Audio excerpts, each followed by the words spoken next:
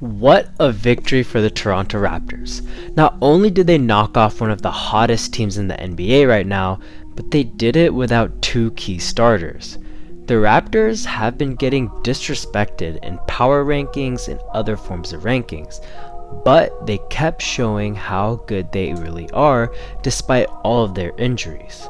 I mentioned in the comments of my other video that with Scottie Barnes out, who was their leading scorer heading into this game, someone would have to step up and just have an amazing career-like game. Well, that someone was OG ANUNOBY. He dropped a super efficient 36 points, which was a career high, and snatched 6 rebounds. He was completely unstoppable.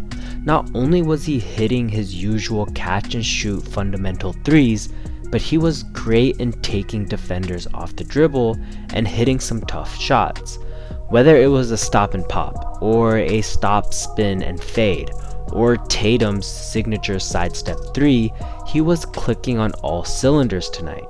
This is the kind of stuff I wanted to see from OG because that is the next step in his game. Instead of having other people create for you, you go out there and create shots for yourself with the dribble, and then you can also get other people involved when the defense keys onto you. I want to see more of this from OG because this is what it takes to be a star in this league. When your team needs you the most, can you show up and show out? And those 36 points were exactly what the team needed, and he delivered. While he was great offensively, he was also marking Julius Randle every time when they were on the court together. For the most part, he was doing an amazing job guarding Randle and preventing him from getting into the paint. And when he settled for shots, there were difficult shots that you just have to live with if he makes them. Trust me, that bank shot got me just as frustrated as you guys. But man, his impact on both ends of the floor was undeniable. I would love to say that this was the breakout game that OG needed to push himself into the all-star conversation. But we will see if he can play like this when Scottie and Siakam come back. As great as OG was, he was not the only two-way force on the team tonight. Once again, Gary Trent Jr. had an amazing two-way performance for the team.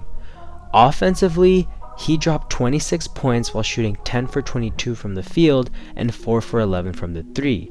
Similar to OG, he was just not a catch and shoot shooter today, but an all-around scorer. He was taking threes, he was taking mid-ranges, and as a result, he was scoring in a multitude of ways that just helped the Raptors in their half-court offense. Defensively, he was once again just plain disruptive. He generated 4 steals and continues to be one of the best robbers in the game. However, those steals actually don't do justice to the great defense he was playing tonight.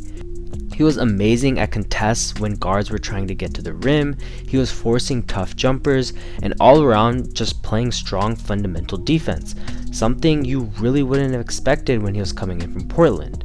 He is making a strong case to remain a starter once Siakam comes back into the rotation. And instead of judging Trent Jr. based on his offense, we should now be judging him based on what he does on both ends of the floor, because he is showing that he is a two-way player in this league. I have been saying since the preseason that Svi is a damn good player. He is smart, effective, and hustles his ass off. This game was no different when he was starting and playing heavy minutes. He was just doing the same stuff that we've seen him do off the bench, but just doing it for a longer period of time.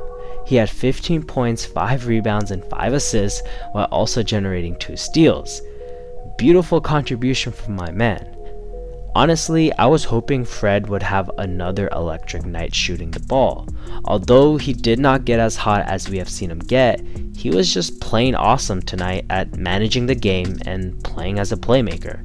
Quite often he would get into the paint, and instead of taking a bad floater or a fadeaway mid-range, he was patient. He dribbled the ball and waited for the opening.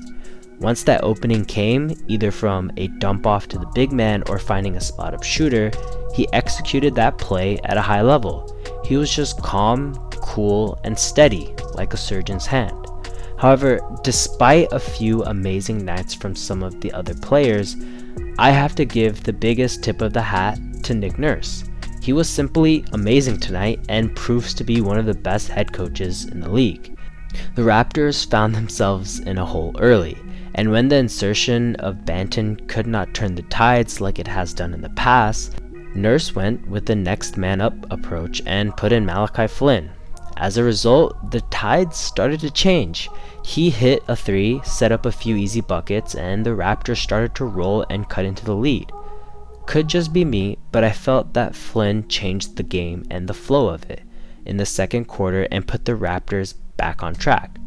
The other move that I loved was the use of Khem Birch down the stretch. Nurse realized from the first half that Precious was getting neutralized by the Knicks, and as a result, he was just playing bad. So he decided to run with Birch in the second half, pretty much getting starter minutes, and he was awesome when he was on the court, shown by his plus-minus of +20. The Raptors were heavy underdogs, given that they were down 2 players and they were playing in Madison Square Garden. They were down 15 points at one time in the game and completely flipped the script by knocking down open shots. This was an amazing game by the Raptors and deserves, honestly, a big round of applause. So far, they're undefeated on the road and a little bit dodgy at home. I doubt that keeps up, but it is a welcome sight as they get adjusted to the old normal. Their next game is against the Wizards, who have been pretty good team thus far into the season due to their depth from the bench. However, I really want the Raptors to get revenge from the opening night blowout the Wizards handed them and give the Wizards their first L on their home court. Hopefully, Scottie will be back for this game. But even without him, the Raptors I think should still win this game due to how they play. Remember, a consistent defense wins more often times than not.